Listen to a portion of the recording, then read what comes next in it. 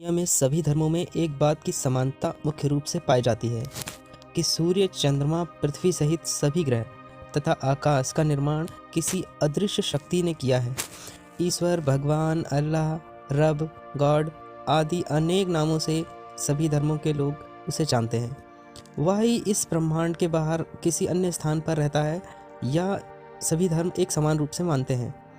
मरने के बाद हमारा जीवन फिर भी रहता है, यह भी सभी धर्म के लोग मानते हैं, परंतु यहीं से अन्य धर्मों की मान्यताएं भिन्न भिन्न हो जाती हैं। मुसलमान, ईसाई, यहूदी जन्नत जाने की ख्वाहिश रखते हैं, तो हिंदू, सिख स्वर्ग या बैकुंठ जाने की इच्छा रखते हैं। हिंदू धर्म ग्रंथों में 7 लोगों का वर्णन है।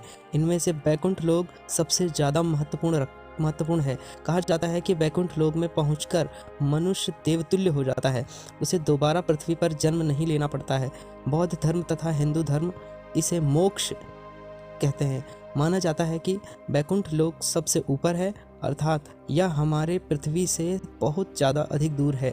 बैकुंठ लोक में भगवान विष्णु लक्ष्मी जी के साथ निवास करते हैं, ऐसा माना जाता है। भगवान श्री कृष्ण के अवतरण के बाद इसे गोलोक भी कहा जाता है। इसलिए भगवान श्री कृष्ण में आस्था रखने वाले लोग ये मानते हैं कि भगवान श्री कृष्ण रुक्मिणी जी के साथ निवास करते हैं। मित्रों, बैकुंठ धाम के विषय में वर्णन करना मेरे जैसे सांसारिक व्यक्ति के लिए सामर्थ्य के बाहर की बात है। फिर भी काफ़ी रिसर्च व अध्ययन करने के बाद जो पाया है, ब्रह्मांड कितना बड़ा है और इसका अंत कहाँ होता है, यह सवाल बहुत ही पेचीदा है। कोई नहीं जानता है कि ब्रह्मांड कहाँ ख़त्म होता है। 16वीं सदी के अंत में वैज्ञानिकों ने यह पक्के तौर पर कहना शुरू कर दिया था कि ब्रह्मांड अनंत है तथा हमारी जैसी कई दूसरी दुनियाएँ भी इसमें बसती हैं। वैज्ञानिकों ने ब्रह्मांड को 2 भागों में बांटा था। पहला ऑब्जर्वेबल यूनिवर्स और दूसरा अनऑब्जर्वेबल यूनिवर्स। ऑब्जर्वेबल यूनिवर्स वह है जो हमारे ब्रह्मांड की रोशनी पृथ्वी तक पहुंच चुकी है। जैसा कि आप सबको मालूम है कि हमारी पृथ्वी मिल्की वे गैलेक्सी में है। इस गैलेक्सी को पार करने में प्रकाश को 1 लाख वर्ष लग चुके हैं। क्योंकि प्रकाश 3 लाख किलोमीटर की प्रति सेकंड की रफ्तार से चलता है, वैज्ञानिकों ने मिल्की वे गैलेक्सी की तरह अरबों आकाश गंगाएं खोजी हैं जो ऑब्जर्वेबल यूनिवर्स का हिस्सा है। इसके बाद अनऑब्जर्वेबल की हिस्से की बारी आती है। यह कहाँ तक है, यह वैज्ञानिकों के लिए अभी तक एक सवाल है। यह ब्रह्मांड निरंतर फैलता जा रहा है, लेकिन इसका फैलाव कहाँ है, कितना है, यह पता लगाना वैज्ञानिकों के लिए अभी भी असंभव है। प्राचीन हिंदू धर्म के अनुसार ब्रह्मा जी का एक दिन पृथ्वी के 4 युगों के बराबर होता है।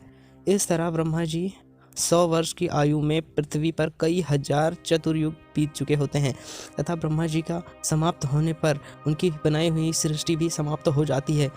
जिस समय यह सृष्टि समाप्त हो जाती है, उस समय भगवान बैकुंठ में उपस्थित रहते हैं और अपनी नाभि से पुनः ब्रह्मा जी को उत्पन्न करते हैं तथा ब्रह्मा जी के द्वारा पुनः सृष्टि का निर्माण किया जाता है। इस तरह एक बात तो साफ हो जाती है कि बैकुंठ लोक इस सृष्टि का हिस्सा नहीं है। श्रीमद् भागवत महापुराण के अनुसार बैकुंठ लोक में हजारों सूर्य का प्रकाश है। वहाँ बहुत से प्रकाशमान ग्रह भी उपस्थित हैं। विष्णु पुराण में वर्णन मिलता है कि बैकुंठ लोक ध्रुव लोक के पास है। ध्रुव लोक में भक्त ध्रुव का निवास है। इनकी कथा आपने स्कूल की किताबों में पढ़ी होगी। प्रायः ध्रुव तारे को ही ध्रुव लोक माना जाता है, जो हमारे पृथ्वी से 433 प्रकाश वर्ष दूर है, यानी कि 4 पदम 10 नील 40 खरब किलोमीटर दूर है। गरुड़ पुराण के अनुसार पृथ्वी से बैकुंठ लोक जाने में सबसे पहले ध्रुव लोक ही आता है। उसके आगे 12,29,53,800 किलोमीटर दूरी तय करने पर महरलोक स्थित है, जहां महान पुण्य आत्माएं निवास करती हैं। महरलोक से 24 करोड़ किलोमीटर आगे चलने पर जनलोक स्थित है। यह स्वर्गलोक जैसा ही है। जनलोक से 99 करोड़ किलोमीटर के बाद तपोलोक आता है, जहां पर कठिन तपस्या करने वाले योगी तपस्वी निवास करते हैं। यह स्वर्गलोक का सर्वोच्च और सबसे पवित्र स्थान है। यहीं पर सभी देवता भी निवास करते हैं।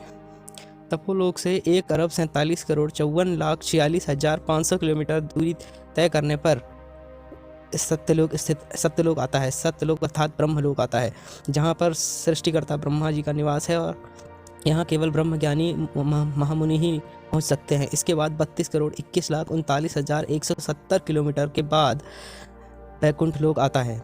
बैकुंठ लोक, जहाँ पर भगवान विष्णु माता लक्ष्मी के साथ शेषनाग की सैया पर विराजमान है, यह ब्रह्मांड का सबसे सर्वोच्च स्थान है। यहाँ पर पहुँचने वाले आत्माओं को मुक्ति अर्थात मोक्ष मिल जाता है तथा दोबारा यहाँ इस पृथ्वी पर जन्म नहीं लेना पड़ता है। आत्मा भगवान विष्णु में समाहित हो जाती है अर्थात एकाकार हो जाती है। 84 लाख योनियों में भटकती आत्मा का अंतिम विश्राम यह बैकुंठ लोक ही है। यदि हम पृथ्वी से बैकुंठ धाम की तुलना करें तो यह होगी 4 पदम 10 नील 40 खरब 3 अरब 15 करोड़ 78,000 किलोमीटर। यदि कोई मनुष्य सशरीर बैकुंठ जाने की इच्छा रखता है तो यह असंभव है, क्योंकि यह केवल अध्यात्म के द्वारा ही संभव है। सशरीर जाने के लिए यदि किसी ऐसे अंतरिक्ष यान से जाएं जो प्रकाश की गति से चलता है तो भी हम यह संभव नहीं है, तो भी हमें यहाँ 12 लाख वर्ष से अधिक समय लग सकता है, क्योंकि मनुष्य शरीर के लिए 12 लाख वर्ष असंभव है। वहाँ केवल आध्यात्मिक मार्ग से ही पहुँचा जा सकता है। मित्रों, आज हमने आपको बताया कि पृथ्वी से बैकुंठ धाम की दूरी बताया। आपका इसके विषय में क्या सोचना है, कमेंट करके प्लीज़ बताएं। मिलते हैं अगली वीडियो में आपसे, तब तक के लिए जय हिंद जय भारत।